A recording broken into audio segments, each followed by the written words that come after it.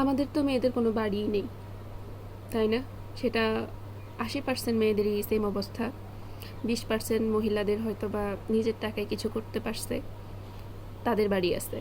যখন নিজেরা কিছু করতে পারে সেটা তো হচ্ছে তার বাড়ি, কিন্তু আমার বাড়ি নেই। যেমন বিয়ের আগে বলতে পারতাম আমার বাড়ি, কিন্তু সেটা বিয়ে হয়ে যাওয়ার পর হয়েছে বাবার বাড়ি বা ভাইয়ের বাড়ি, যেটাই হোক। যখন জামাইয়ের সাথে ঝগড়া হয় বা কথায় কাটাকাটি হয়, তখন বলি যে চলে যাব, দিয়ে আসো, আর থাকবো না। কোথায় যাব? বাবার বাড়ি। কিন্তু আসলে কি বাবার বাড়িতে থাকা যায়? হাইস্ট 1 মাস।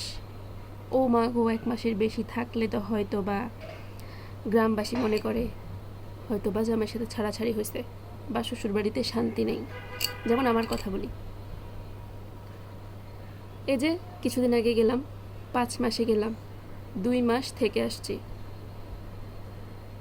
তাও কারণ ছিল, ক্লাস ছিল, বিয়ে শাদির প্রোগ্রাম ছিল, এজন্য 2 মাস থাকা হয়েছে। যখন এলাকার মানুষজন জিজ্ঞেস করে এই বৈশাখী কবে আইলি, যদি বলি 15 দিন 20 দিন, ঠিক আছে, এরপরে আবারও দেখা হইল 1 মাস বা 1 মাস পর, কিরে কবে আইলি? এই যে 1 মাস বা 1 মাস 10 দিন। ওরে বাবা, তার গো মাথায় তো ঠাড়া পড়ছে মনে হয়। হ্যাঁ, 1 মাস? কেন, কি হয়েছে? আর যাইবি না? কবে যাইবি?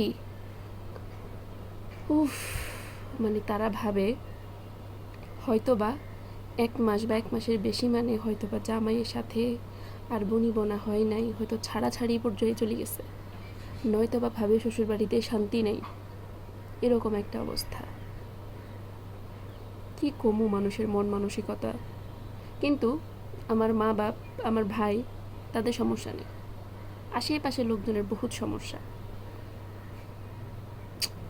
আসলে মানে এখন ভাবি নিজের একটা কিছু করা দরকার, যাতে জামাইয়ের সাথে ঝগড়া করলে নিজের বাড়িতে যেতে পারি।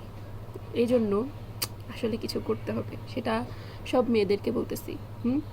আপনারাও সবাই একটা নিজের বাড়ি তৈরি করেন, যাতে করে নিজের বাড়িতে যেতে পারেন।